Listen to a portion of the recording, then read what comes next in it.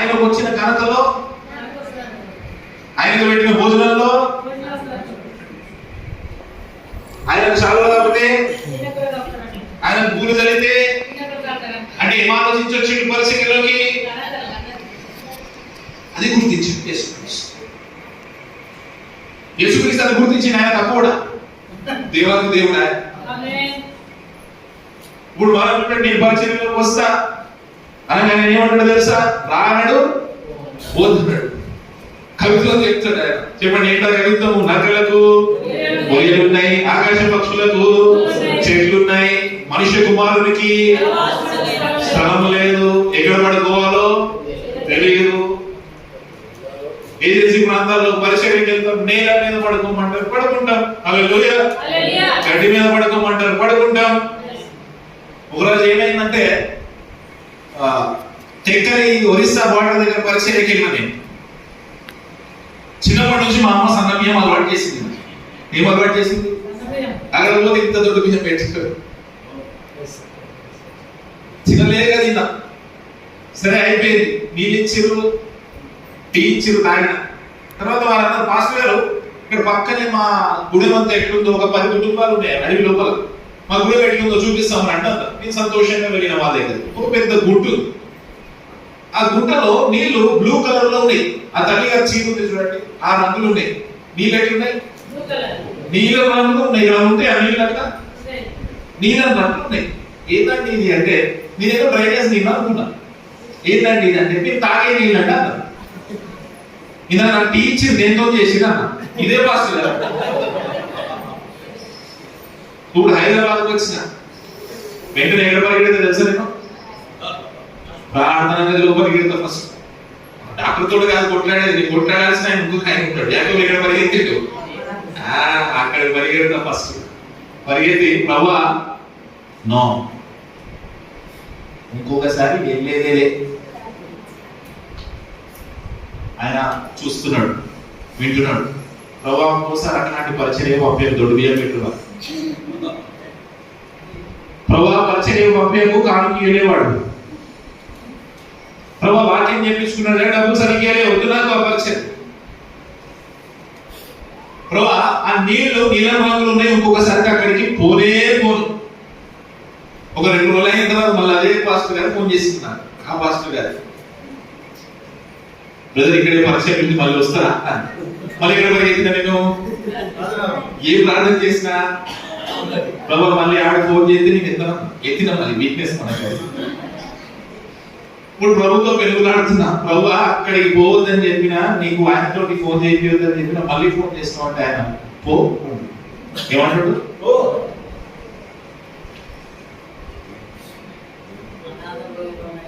సేవకుల మంచిది, సేవకుల కష్టం, సేవకులు పడే బాధ ఎవరికి తెలియకపోవచ్చు. చాలా మంది తెల్ల చొక్కా వేసుకున్నాం కదా, దేవుడు అంబేద్కర్ గారిని పంపించిండు. హక్కులు ఇచ్చినంత ముందు హక్కులు లేకపోయాయి మనకి.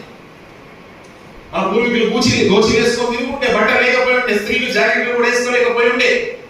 జాకెట్లు వేసుకుంటే ట్యాక్సీలు విధించారు దుర్మార్గంగా. కానీ క్రైస్తవ మిషనరీలను భారతదేశానికి పంపించింది దేవుడు. వాళ్ళ ద్వారా అంబేద్కర్ గారికి చదువు చేయించిండు దేవుడు. కింది కులాలందరికీ బట్టలు వేసుకునే హక్కు ఇచ్చిండు దేవుడు. హల్లెలూయా. అందరికి నచ్చలేదు, అందరు కొట్టలేదు. ఇప్పుడు చూడండి, పాస్టర్ గారు మోతబరికి మంచి కూర్చున్నారు, మంచిగా ఇన్షర్ట్ వేసుకో. ఎవరు ఇచ్చింది ఇది? ఇప్పుడు క్రాంతి గారు నేను మంచి ఫోన్ వేసుకొని ఇన్షర్ట్ వేసుకొని వచ్చినామా? ఎవరు ఇచ్చింది ఇది? భారతదేశానికి క్రైస్తవ మిషనరీని పంపించి మనకి ఇచ్చి. మన పూర్వీకులకి ఈ హక్కు కూడా లేకుండే, తినే హక్కు లేకుండే. ఇప్పుడు ఆలోచించండి, పోవాలా పోవద్దా పరిస్థితికి? ప్రభా పోవాలా పరిస్థితి? ప్రభా దొడ్డు బియ్యం పెడతాం, ప్రభా కాలకిస్తలేడు, ప్రభా పో అంటాడు. మళ్ళీ అదే ప్రాంతానికి ఆలోచన లేదు. హల్లెలూయా. మళ్ళీ అదే గడ్డి మీద పడుతున్నారు. హల్లెలూయా. అదే అన్నది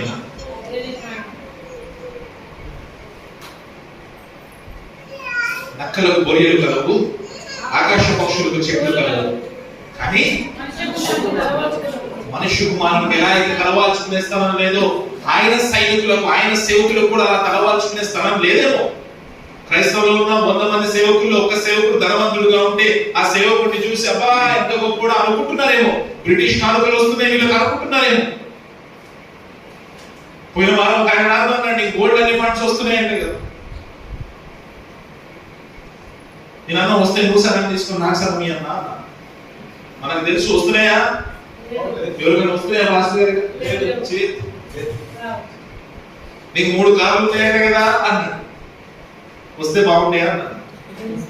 ఆయన చెప్తుంటే నేను ఆమె అంటుంది. ఇక్కడ మీకు కార్లు వచ్చింది కాక ఆమె, మీకు డబ్బులు వచ్చింది కాక, నీ మనసులో ఏదైతే కుళ్ళు పెట్టుకున్నో అదంతా స్థిరపరచబడదు కాక.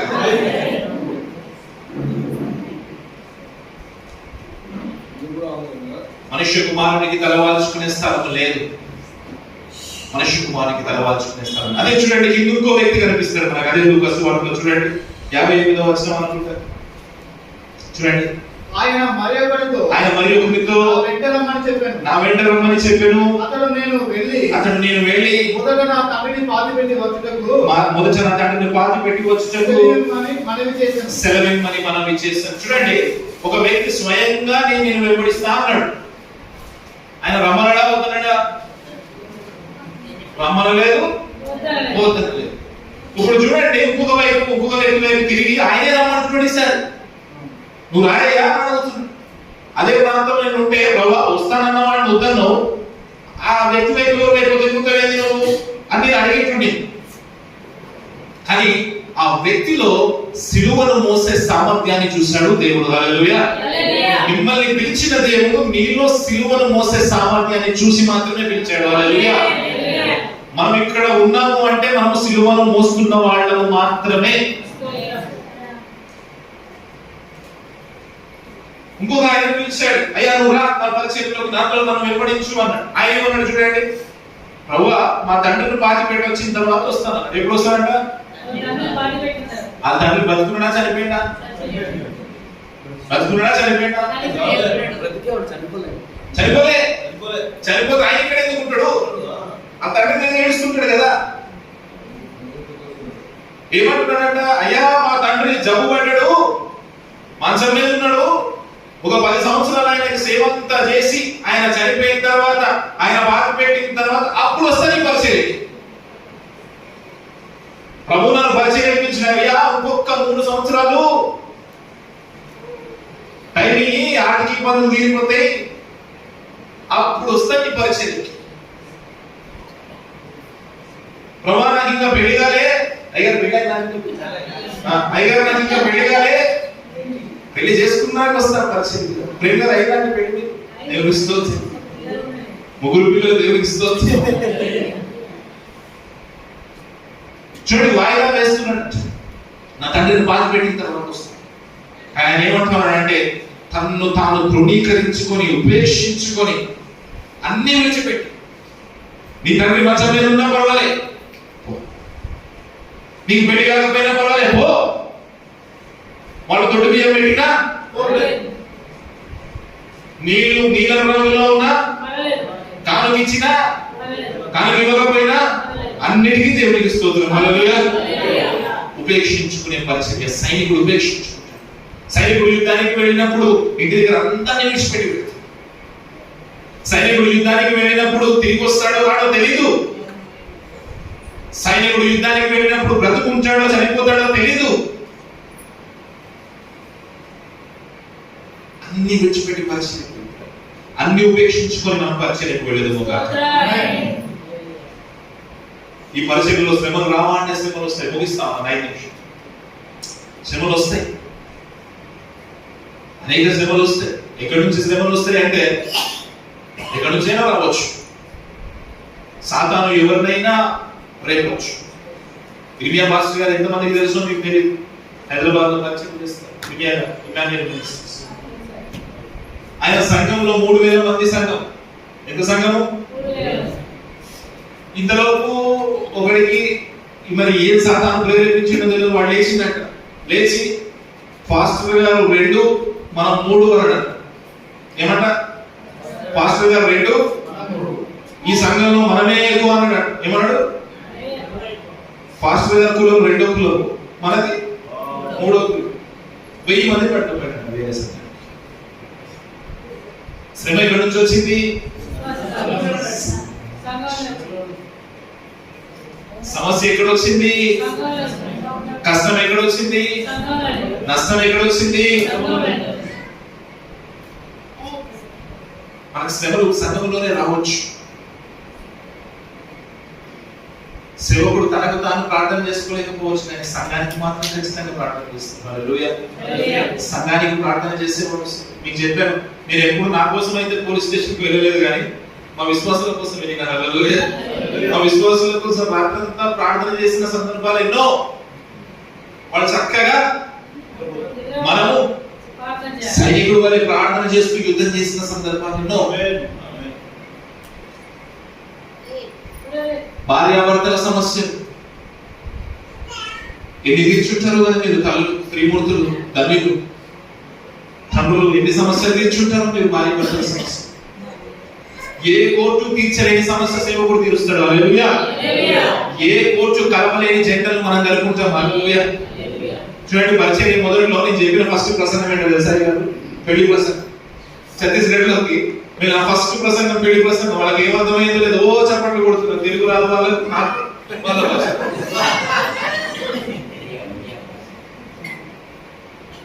నేను అబ్బాయి మీద జోకేస్తే నవ్వే, అమ్మాయి మీద జోకేస్తే నవ్వే, పెళ్లి మీద జోకేస్తే నవ్వే, ప్రతి దానికి చప్పట్లు కొడుతున్నారు. దేవుని స్తోత్రం. హల్లెలూయా. మనుషులను కట్టే పరిచర్య, ఆత్మలను కట్టే పరిచర్య, ఆత్మలను కట్టే యుద్ధము, సైనికులు వంటి యుద్ధము. బలవంతులుగా చేస్తాం ఈ యుద్ధాన్ని, బలముతో చేస్తాం ఈ యుద్ధాన్ని. సేవకుడు బలహీనంగా ఉండడానికి వీల్లేదు. ఒక సందర్భాన్ని మీకు గుర్తు చేస్తాను. అమెరికా దేశంలో హాలోవీన్ అని ఒక పండుగ జరుగుతుంది. హాలోవీన్ అనండి, హాలోవీన్ అంటే ఏంటంటే అందరు దయ్యాలలాగా డ్రెస్ వేసుకుంటారు. అందరు దయ్యాలలాగా రకరకాల డ్రెస్సులు వేసుకుంటారు. ఒక విశ్వాసి ఆదివారం రోజు వచ్చింది ఆ పండుగ.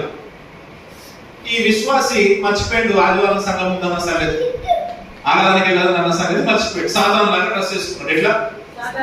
సాధారణ లాగా డ్రెస్ వేసుకున్నాడు. డ్రెస్ వేసుకొని పండుగకి వెళ్ళాడు, పాడాడు, తిన్నాడు, అన్ని చేశాడు, డాన్స్ వేసాడు, అయిపోయింది. ఇంటికి వెళ్తా ఉంటే డ్రెస్ ఇప్పలేదు. అదే సాధారణ డ్రెస్ లో మేకప్ ఉన్నాడు, డ్రెస్ ఇప్పలేదు. వెళ్ళేటప్పుడు గుర్తొచ్చింది, అయ్యా ఈరోజు ఆదివారం కదా, 2వ ఆరాధనకైనా వెళ్దాం అనుకున్నాడు. మొదటి ఆరాధన ఎక్కడ మిస్ అయినాము, 2వ ఆరాధనకైనా వెళ్దాం అనుకున్నాడు. అదే డ్రెస్ ఉన్నాడు. ఆ డ్రెస్ ఉన్న సంగతి మర్చిపోయాడు. ఏ డ్రెస్ ఉన్నాడు? సాధారణ డ్రెస్ లో, దయ్య డ్రెస్ ఉన్నాడు. అక్కడ దారాపిడు. ఎక్కడ? గేటు తెరిచి ఇక్కడ సేవకు నారాయణుడు బల్ల కొద్ది 2వ రాకడ గురించి ప్రసంగం చేసి, దేని కొరకు? 2వ రాకడ మనం బలంగా ఉండాలా, బలవంతులుగా ఉండాలా. అక్కడ గేటు దగ్గర ఏం కనపడుతుంది మనకు? ఈ పాస్టర్ గారు ఇప్పుడు కూడా కిటికీలో దూకు బయట కూర్చున్నాడు. ఇదేంటబ్బా పాస్టర్ గారు ఉరికిపోయాడు, ఏమైందని చెప్పి విశ్వాసులందరూ ఎడుగుతారు. ఇప్పుడు విశ్వాసులకు ఏం కనపడ్డది? వీళ్ళందరూ చంపు. ఒక తల్లి గారు మాత్రమే ఉన్నారు. పాప మా ఆవిడ శరీరము దౌర్బల్యం అంటే బలముగా ఉన్నారు.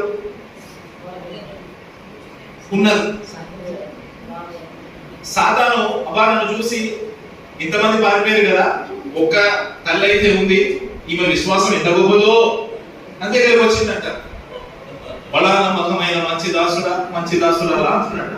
ఆమె అంటుందంట, విశ్వాసం లేదు, ఏం లేదు, పాస్టర్ గారు బిర్యానీ పెడతానంటే వచ్చింది, లావు ఉండే కిటికీలో దూరలేకపోయినా, దూరలేకపోయినా.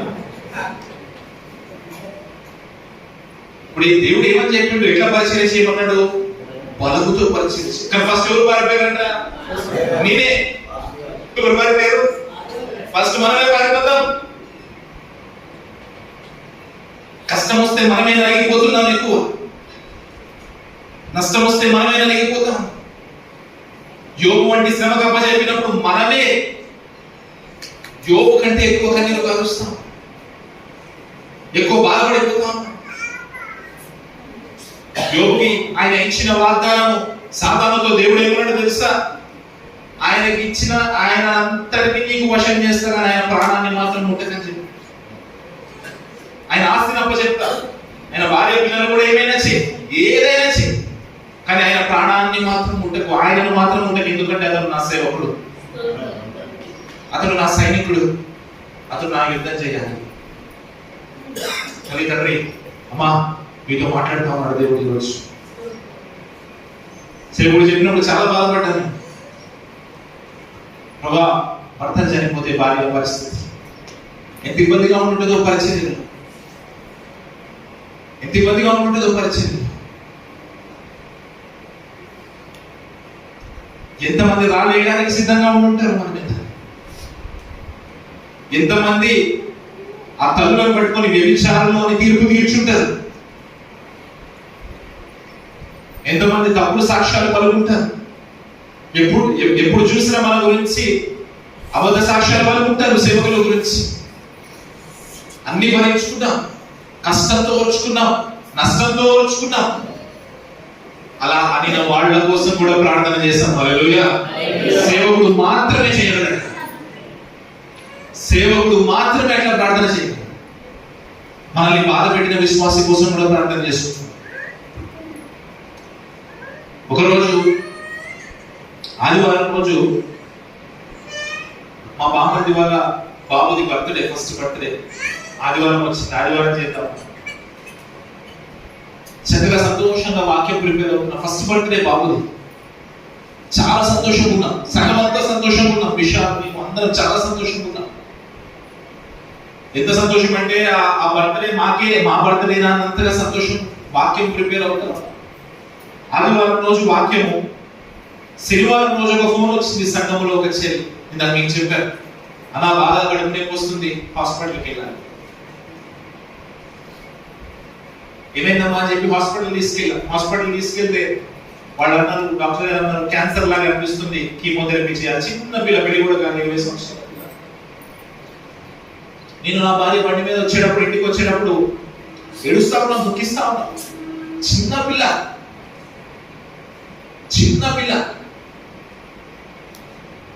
ప్రభా, రేపు సంతోషంగా వాక్యం చెప్పాలి కదా, ఈరోజు నన్ను ఏడిపిస్తాను, ప్రభుతో ఏడుస్తాను, ప్రభు దగ్గర పోజాడుతా ఉన్నాను.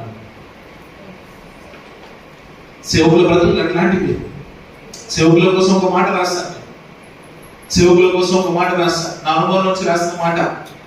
శనివారం అంతా దుఃఖంతో నలిగిపోతాడు, మరుసటి రోజు ఆదివారము ఆ దుఃఖం అంతా దిగమింగుకుని నవ్వుతూ ప్రసంగం చెప్తాడు. హల్లెలూయా. శనివారం అంతా దుఃఖంతో నలిగిపోతాడు సేవకుడు, ఆదివారం నవ్వుతూ ప్రసంగం చెప్తాడు. ఈ రోజు చావు కన్నీళ్లు చూస్తాడు, మరుసటి రోజే కన్నీళ్ళన్నీ దాచేసి పెళ్లిలో నవ్వుతాడు సేవకుడు. ఈ రోజు సంఘంలో ఎవరు చనిపోతారో తెలియదు, ఎప్పుడు ఏ ఫోన్ వస్తుందో తెలియదు. చావు దగ్గరికి వెళ్తాడు, వాళ్ళతో పాటు సేవకుడు కూడా దుఃఖిస్తాడు. కానీ మరుసటి రోజే సంఘములో కృతజ్ఞత కూడికి ఉండొచ్చు, పెళ్లి ఉండొచ్చు, ఆరాధన ఉండొచ్చు. ఈ రోజు ఏడ్చిన సేవకుడు రేపు నవ్వుకుంటూ ప్రసంగం చెప్తాడు. హల్లెలూయా. బాగా నవ్వుకున్న రోజే ఉన్మాదుల చేతిలో తన్నుందించాడు. ఎంత బాగా నవ్వుకుంటాడు సేవకుడు. భార్యతో ఎంత చక్కగా నవ్వుకుంటూ మాట్లాడతాడు. ఆ రోజే ఎవడో ఒకడు ఉన్మాదు వచ్చి కొట్టిపోతాడు సేవకుడు. బాగా ఆనందించిన రోజే ఎవరొకరి చేతిలో అకారణంగా తీర్పు తీర్చబడతాడు. బాగా సంతోషంగా ఆనందంగా ఉన్న రోజే ఎవరో ఒకడు మనల్ని అకారణంగా తీర్పు తీరుస్తాడు. ఈ రోజే కడుపు నిండా భోజనం చేస్తాడు, మరుసటి రోజే ఆకలితో పస్తులు ఉంటాడు. ఈ రోజు కడుపు నిండా భోజనం చేసిన సందర్భాలు, మరుసటి రోజు ఇంట్లో డబ్బా వెతికితే బియ్యం లేని సందర్భాలు చాలా ఉంటాయి. కడుపు నిండా భోజనం చేస్తాడు, ఈ రోజు మరుసటి రోజు పస్తులు ఉంటాడు. బాధ, ఆనందం, కన్నీరు, సంతోషం రెండింటినీ కలగలిపి చూపించగలిగిన నటుడు వాడు. నటిస్తాడంట బాధ. చెప్పండి నాతో పాటు, బాధ, ఆనందం, కన్నీరు, సంతోషం రెండింటినీ కలగలిపి చూపించగల నటుడు వాడు. మంచి నటుడు. ఎంత బాగా నటిస్తామో తెలుసు. ఎవడు ఆ నటుడు? అవును, వాడే. వాడి పేరే పాస్టర్. హల్లెలూయా. మన పేరే పాస్టర్. చెప్పండి, మన పేరే పాస్టర్. గట్టిగా చెప్పండి, మన పేరే పాస్టర్. శ్రమల్లో కూడా సంతోషిస్తాం. ఈరోజు నవ్వుతాం, రేపు ఏడుస్తాం. ఆ తర్వాత రోజు ఇంకా గొప్ప ఉద్యోగంతో పరిచయం చేస్తాం. హల్లెలూయా. ఈ గొప్ప పరిచయం దేవుడు మీకు ఇచ్చాడు. ఈ గొప్ప పరిచయం దేవుడు మనకి ఇచ్చాడు. చిన్నపిల్లలు ఉన్నాం, పెద్దలు ఉన్నాం, ముసలివాడు ఉన్నారు, అన్ని వయసుల వాడు ఉన్నాం. అందరికి సమానమైన ఆత్మ ఆయనకు భరించాడు. హల్లెలూయా. ఈ భారతదేశం యొక్క పునాదులు మనందరం కదిలించుదుము గాక. చూడండి, యేసుక్రీస్తు 12 మంది శిష్యులు ప్రపంచం యొక్క పునాదులు కదిలించారు. అయ్యగారు వరంగల్ పునాదులు కదిలిస్తారు. క్రాంతి తీసుకుంటూ వెళ్తారు. అయ్యగారు అక్కడికి వెళ్ళొచ్చు, కాశీపేట వెళ్ళొచ్చు, ఇంకో చోటికి వెళ్ళొచ్చు. నేను హైదరాబాద్ పునాదులు కదిలిస్తాను, విశాల్ కరీంనగర్ పునాదులు కదిలిస్తాను, వివేక్ ఖమ్మం పునాదులు కదిలిస్తాను. మనందరం ఈ తెలుగు రాష్ట్రాలు, ఈ దేశం యొక్క పునాదులు కదిలించుదుము గాక. అట్టి కృపాద నేత దేవుడు మనకి ఇచ్చును గాక. దేవుడి వాక్యాన్ని దీవించును గాక. ఓపికతో విన్న వాళ్ళందరికీ, సహనంగా విన్న వాళ్ళందరికీ వందనాలు. ఏదైనా తప్పుగా మాట్లాడుతుంటే క్షమించండి. చిన్నవాళ్ళు ప్రేమించండి, ఆదరించండి, మమ్మల్ని సరి చేయండి. ఆమేన్.